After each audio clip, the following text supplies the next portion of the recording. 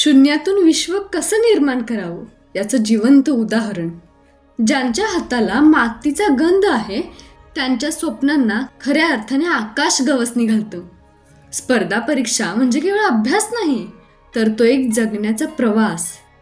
तर नमस्कार, आपल्या आयुष्यातील सुंदरता या यूट्यूब चॅनेलवर तुमचं मनापासून स्वागत. सुरुवातीवरून तुम्हाला थोडी कल्पना आलीच असेल आजचा व्हिडिओ कशाबद्दल असावा. आपण नेहमीच अशा गोष्टी शोधतो ज्या आपल्याला आयुष्यात पुढे जाण्यासाठी प्रेरणा देतील.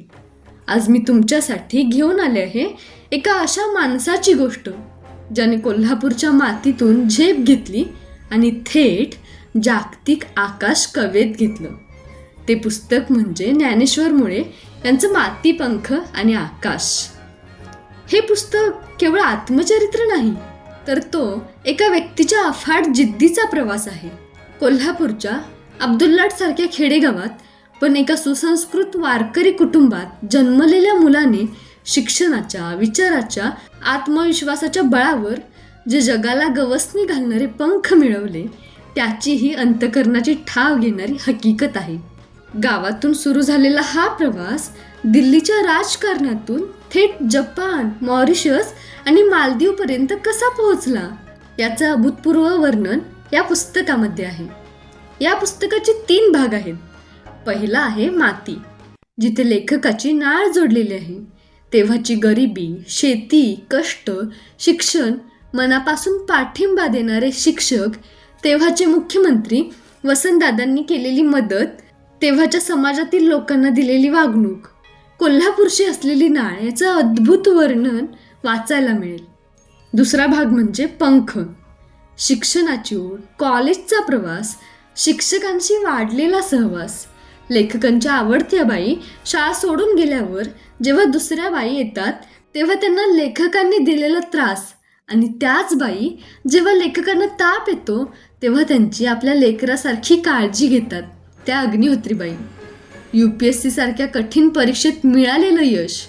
जपानला कोणतरी सोबत हवं म्हणून मारुतीला तयार केले, पण मारुती दिल्लीवरून पुन्हा घरी व पुन्हा दिल्ली ते जपान या प्रवासाची ही अनोखी कहाणी भारावून टाकते. लेखकांनी स्वतःचं यश फुले, आंबेडकर, शाहू महाराज, भाऊराव पाटील, वी.रा. शिंदे यांच्या विचारांचा आहे याचा आवर्जून केलेला निर्देश. उत्तर प्रदेशमधील धौरा गावातील सुशिक्षित वेडा व ट्विस्ट आणणारी त्याची कथा, या सगळ्याचं वर्णन या दुसऱ्या भागात आहे.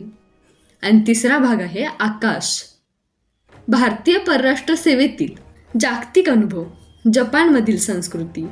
श्री ज्ञानेश्वर मुळेंचे आई वडील जपानमध्ये गेल्यानंतरचे प्रसंग, जपानचे नियम, लेखकांना भावलेला जपानी प्रामाणिकपणा आणि जपानमधील सुगिनामी ओरडत असलेल्या मंदिरातील नेताजी बाबूंच्या अस्थी व अंगावर शहारा आणणारा तो प्रसंग. या पुस्तकातील सर्वात सुंदर गोष्ट म्हणजे लेखकाचा प्रांजळपणा. एक कलेक्टर किंवा मोठा अधिकारी जेव्हा आपल्या अपयशाबद्दल, आपल्या भाषेच्या न्यूनगंडाबद्दल आणि ग्रामीण भागातील संघर्षाबद्दल मोकळेपणाने लिहितो तेव्हा ते पुस्तक आपल्याला आपल्यातलं वाटतं. वारकरी कुटुंबातील या लेखकाने अत्यंत ओघवत्या, प्रांजळ आणि पारदर्शक भाषेत ह्या पुस्तकाचे लिखाण केले आहे. महाराष्ट्र व भारताच्या संस्कृतीचे वर्णन अत्यंत सुंदरपणे वर्णिले आहे. ज्यांना वाटतं की मला इंग्रजी येत नाही त्यामुळे मी स्पर्धा परीक्षेत टिकाव धरू शकत नाही, ज्यांना वाटतं माझं शिक्षण मराठी माध्यमातून आहे म्हणून मी स्पर्धा परीक्षा द्यायला नको, अशा सर्वांनी वाचलंच पाहिजे असं हे पुस्तक. जर हे पुस्तक तुम्ही वाचलं असेल तर या पुस्तकातील तुम्हाला सर्वात जास्त भावलेला प्रसंग कोणता ते आवर्जून कमेंट बॉक्समध्ये सांगा. हा व्हिडिओ कसा वाटला ते देखील सांगा. आणि असेच आणखी व्हिडिओ पाहण्यासाठी आपल्या आयुष्यातील सुंदरता या यूट्यूब परिवाराचा भाग बनण्यासाठी चॅनेलला सबस्क्राईब करा, व्हिडिओला लाईक करा आणि शेअर करा. खूप खूप धन्यवाद. भेटू पुन्हा अशाच एका नवीन व्हिडिओमध्ये.